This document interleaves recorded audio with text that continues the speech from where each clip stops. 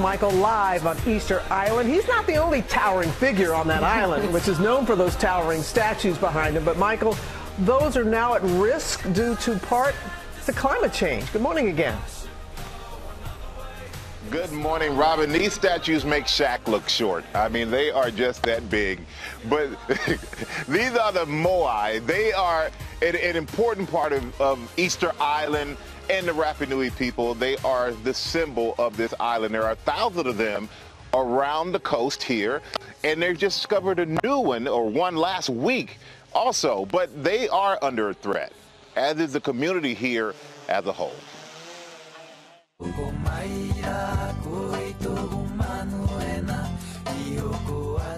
Wow. Standing beside these statues in person is truly awe-inspiring. Unbelievable. And to the people here, these massive monolithic carvings are much more than statues. How important are the Moai to the Rapa Nui?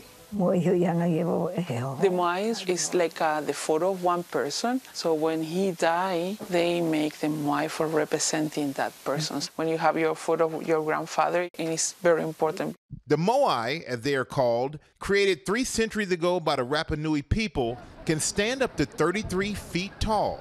There are nearly 1,000 catalog statues on this small island of just 63 square miles. These statues, they're important for this island. Yeah.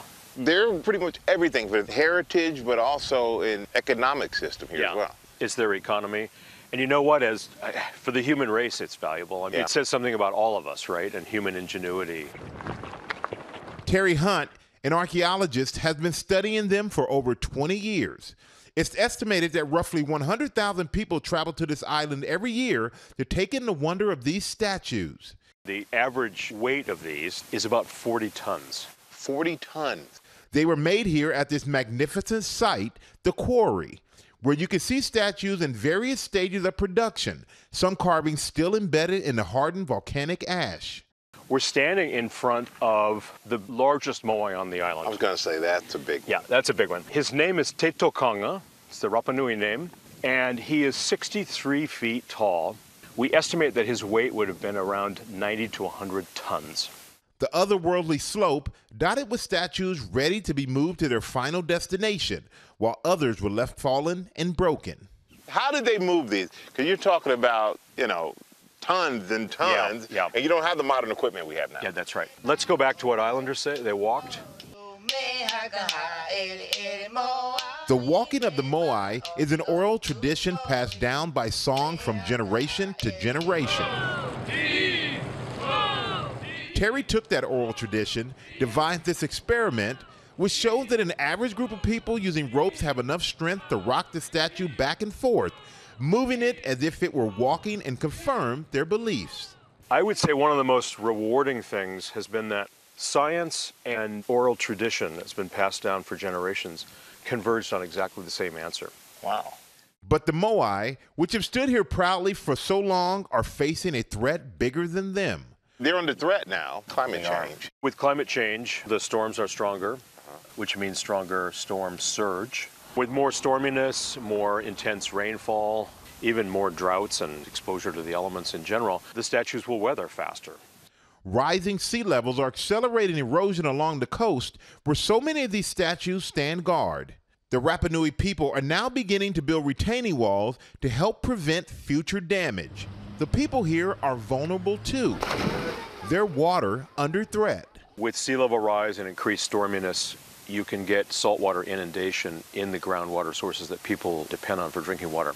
That could mean the need to import more water, make the island more dependent on the outside world, which means, more air freight and more plastic and all of the things that create other unforeseen problems. When you have problems, if it's here, say it's California, say it's other places, you have to import. I live in Arizona, and we're talking about water in the Southwest disappearing. And what kind of interdependence does that create?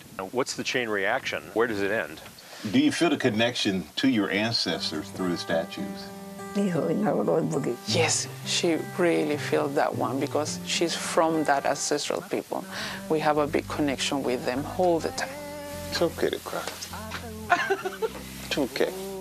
Moha ka paira, a maunga ea, a te pū makaria. And you guys, even though we did not speak the same language, we definitely understood each other because, as we all know, emotions are, of course, universal. Yes, that's well said there, Michael. And I'm glad you gave her a little pat there and reassured her. What's the most interesting thing that you have learned about the statues? I think just the way that they were made and the fact how they slid them down the hill and the way that they walked them into place. I just found that to be fascinating because of the ingenuity of the people here on this small island. And Michael, we're learning more about where the statues are located? Yeah, they're located, George, where all the fresh water spots are around the island. So where you see the statue, this is where the fresh water is. And the more fresh water, the larger the statue. So there was a reason and a method for why they are where they are. They all face inward so that they look over the island and protect their families who are here on the land. It's really fascinating. There's a purpose behind everything. But I have to admit, too, when I saw the walking, it felt like how I walked in this morning, just kind of like with the ropes and things and helping me get in here. But thank you for... That's how I feel, Robin, when I wake up to the old football injuries creep in and I gotta kind of waddle in myself. Hi, everyone. George Stephanopoulos here. Thanks for checking out the ABC News YouTube channel. If you'd like to get more videos, show highlights, and watch live event coverage, click on the right over here to subscribe to our channel. And don't forget to download the ABC News app for breaking news alerts. Thanks for watching.